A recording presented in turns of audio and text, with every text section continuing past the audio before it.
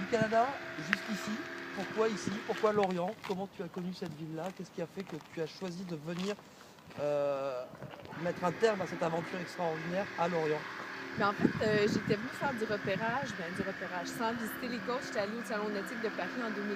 Je savais que j'avais choisi la France, bon, parce que notre descendance vient de France, alors je voulais venir ici. Puis en allant au nautique de Paris il y a 3 ans, j'étais allée voir toutes les différents kiosques, soit Brest, Ouessant, même Trinité-sur-Mer.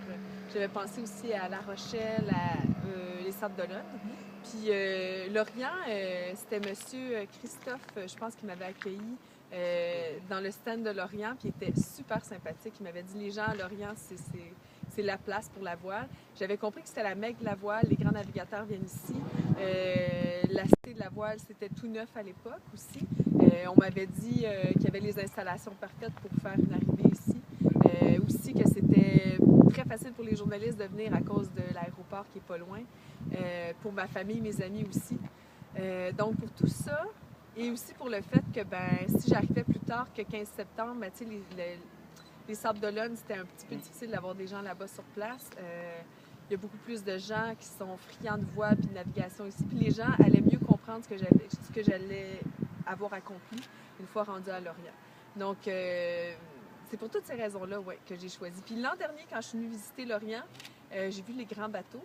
J'avais vu Banque Populaire ici sur les pontons, puis je m'étais dit, ouais, tu sais, je vais être à côté des grands de la navigation. Donc, c'était vraiment un honneur pour moi là, de pouvoir ramer jusqu'ici. Ouais. Donc pas déçu de l'infrastructure, de ce que tu as découvert ici en fait, quoi. Non, puis en fait, c'est l'immeuble de Virbac-Paprec qui nous a accueillis pour la conférence de presse et tout. Donc, un accueil vraiment génial. Les gens ont été très, très sympathiques à l'arrivée et puis j'ai vraiment été choyée. On s'est bien occupé de moi.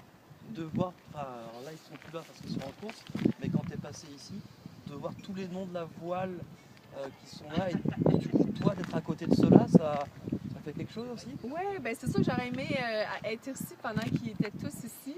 Je suis arrivée très tard en saison.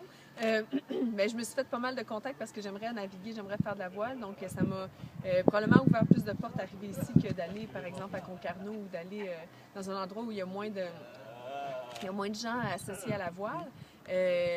Donc, je pense que j'ai bien choisi, là.